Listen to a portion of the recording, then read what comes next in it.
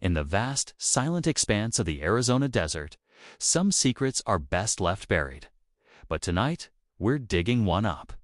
This is the story of Case File 9844-AZ, an anomaly so strange, so unnerving, that it was officially sealed away, its mystery left to fester under the desert sun.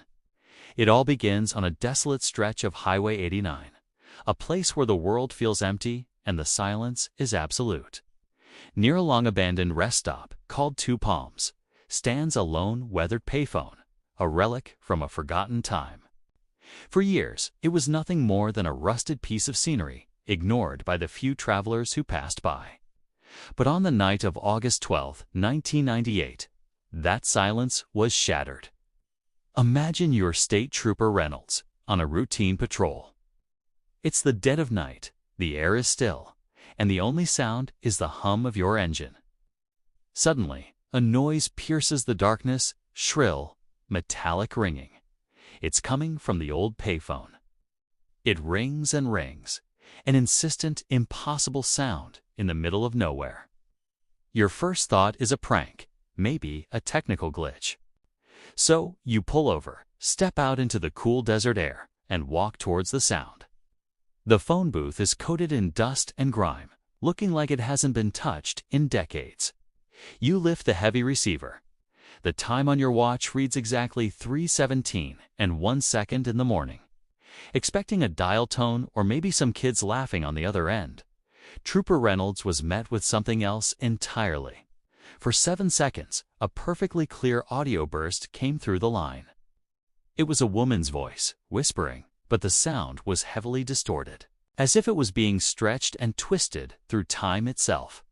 The words she spoke were cryptic, nonsensical. The sky is the door, the river is the key.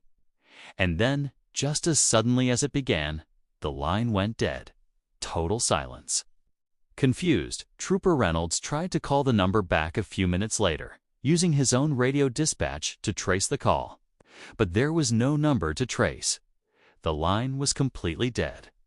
He hung up, shook his head, and drove away, logging it as a probable short circuit or a simple wiring error. A weird little story to tell back at the station, but nothing more. He couldn't have been more wrong. The next morning, the trooper's simple report took a sharp turn into the bizarre. Following standard procedure, the incident was cross-referenced with the local phone company. Their response sent a chill down the spine of everyone at the precinct. The payphone at the Two Palms rest stop hadn't been a functioning telephone for over a decade. Its line had been officially disconnected, cut, and capped back in the late 1980s. There was no active service, no power, no physical connection to any network. It was, for all intents and purposes, a metal and plastic sculpture. So how did it ring? How did a voice travel through a severed wire? The official explanation of a wiring error was now impossible. The report was immediately escalated, and what was once a minor curiosity was quickly becoming a major anomaly. The authorities were stumped. A phone with no power, no connection, making a call from nowhere. The case file was officially opened, and investigators had no idea they were about to step into a mystery that defied all logic. The real terror, the kind that burrows deep into your mind and stays there, began exactly 24 hours later. The authorities, now deeply invested in this strange phenomenon, decided to set up surveillance. A small, discreet unit was deployed near the payphone, equipped with audio and video recording gear. They sat in the dark, watching and waiting, the desert night stretching out before them. The hours ticked by in silence. Then, the clock on their equipment hit 3:17 a.m., and on the first second, just like the night before, the impossible happened again. The dead payphone began to ring. Its shrill metallic cry echoed through the recorders, a ghost in the machine. The officers on site, following protocol, answered the call, and through their headsets they heard it. The exact same 7-second audio clip. The same distorted woman's voice, whispering the same cryptic phrase. The sky is the door, the river is the key. It was identical to Trooper Reynolds' experience, down to the millisecond. Then, silence. The line was dead. The surveillance team spent the rest of the night analyzing the data, searching for any signal, any frequency, any trace of a source. They found nothing. It was as if the call had simply materialized out of thin air, delivered its message, and vanished back into the void. The investigation intensified. For the next week, the surveillance unit maintained their vigil at the lonely payphone. They brought in more advanced equipment, signal analyzers, everything they could think of to catch a ghost. But the results were always the same, a terrifying and perfect repetition. Every single morning, without fail, at precisely 3:17 and 1 second, the phone would ring. Every single time, the answer would yield the exact same 7-second message.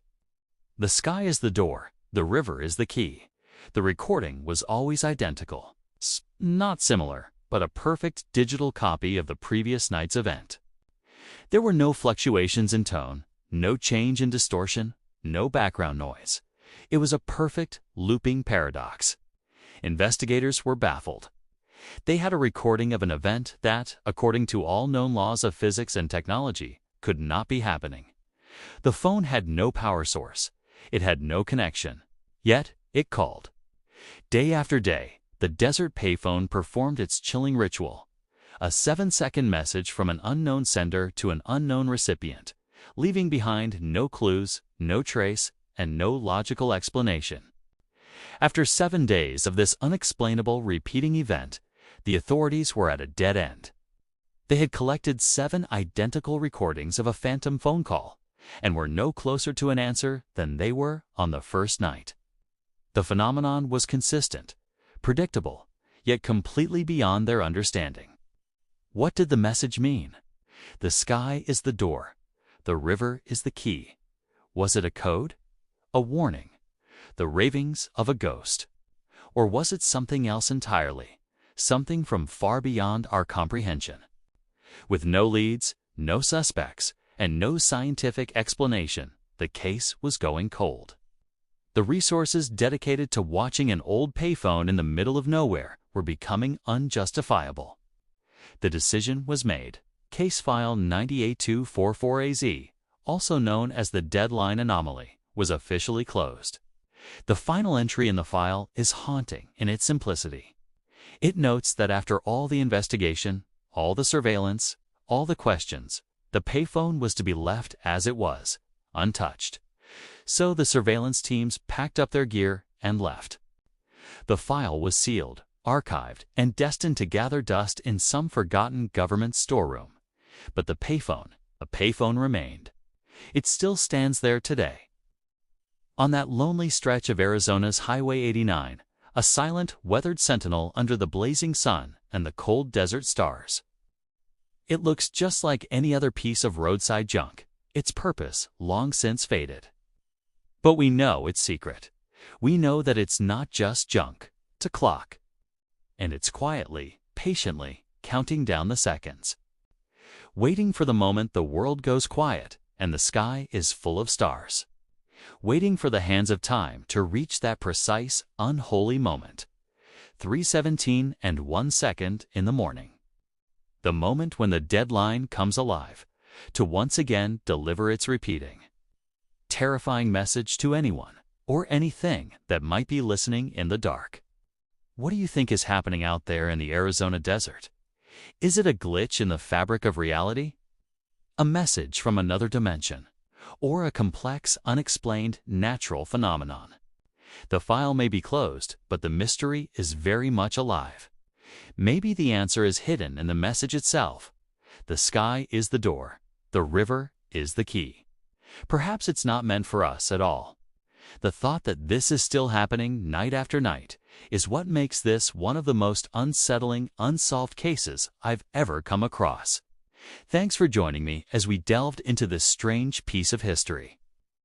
If you have any theories, I'd love to read them in the comments below. Don't forget to like and subscribe for more dives into the unknown. Stay curious and stay safe.